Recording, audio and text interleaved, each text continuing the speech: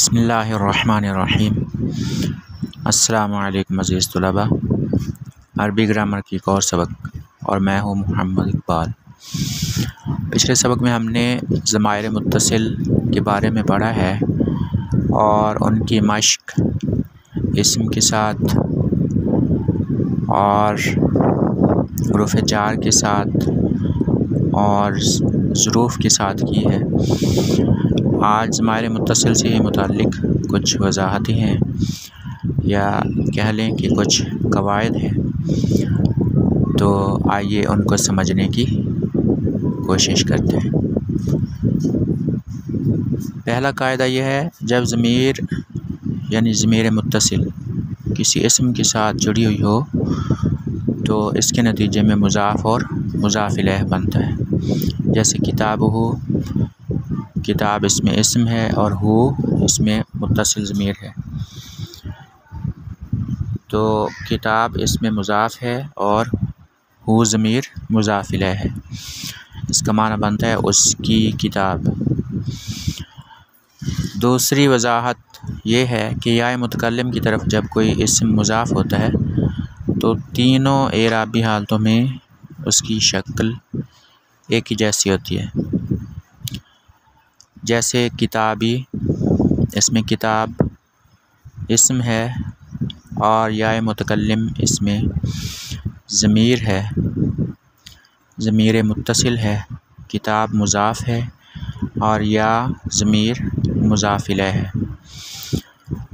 अब किताबी ये जब जुमले के दरमियान बतौर फ़ाइल आएगा तो इसकी रफ़ई हालत इसी तरह से होगी, यानी ये किताब ये पढ़ा जाएगा। अब यहाँ पर किताब मरफ़ू है। मिन किताबी, मिन हर्फ़ जार है, किताब इस्म है या मुतकल्लिम ज़मीर है, किताबी ये मुज़ाफ़ मुज़ाफ़ इलैह हैं। अब यहाँ पर भी मिन हर्फ़ जार अगरचे आया है लेकिन किताबी की एराबी शक्ल वही है। तीसरी हालत जो नस्बी हालत हो सकती है उसकी भी हम एक मिसाल अपने पास से ले लेते हैं। जैसे क़रअतु किताबी, मैंने अपनी किताब पढ़ी। इसमें किताबी नस्बी हालत में है, फिर भी वो अपनी उसी शक्ल में बरकरार है, यानी जब ये मरफ़ू थी तब भी किताबी, जब ये मजरूर बनी तब भी किताबी, और जब ये मंसूब थी तब भी किताबी ही रही। अब तीसरा जो कायदा है वो ये है कि जब ज़मीर किसी हर्फ़ जर के साथ जुड़ा होता है तो नतीजा जार मजरूर होता है। जैसे मिन हो, अब मिन इसमें हर्फ़ जर है और हु इसमें ज़मीर है जो कि मजरूर हो गया है, लेकिन इसको पढ़ा उसी तरह से ही गया है।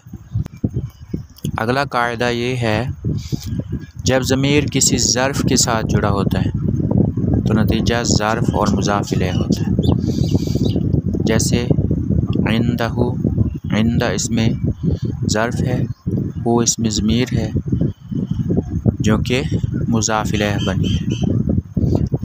अगला कायदा ये है कि हर्फ़ जर लाम ज़ेर ली जब ज़माइर मुत्तसिल के साथ इस्तेमाल होता है, यानी अटैच्ड प्रोनाउंस के साथ, तो लाम पर कसरा की बजाय फ़तह होगी, सिवाय वाहिद मुतकल्लिम के सीगे के। जैसे ली, यहाँ पर या मुतकल्लिम है, इससे पहले हर्फ़ जार लाम आया है और लाम के नीचे ज़ेर है, यानी ये वाहिद मुतकल्लिम का सीगा है। इसमें लाम के नीचे ज़ेर है। बाकी तमाम ज़माइर मुत्तसिल के साथ लाम के ऊपर फ़तह होगा, यानी ज़बर आएगी, और इसकी मिसाल है लना, लाका, लाकुमा, लाकुम। इन तमाम ज़मायर में लाम के ऊपर फ़तहा आया है। अगला कायदा है कि बिही असल में बिहू है। पढ़ने में रवानी बरकरार रहे इसलिए हु को ही में तब्दील कर देते हैं।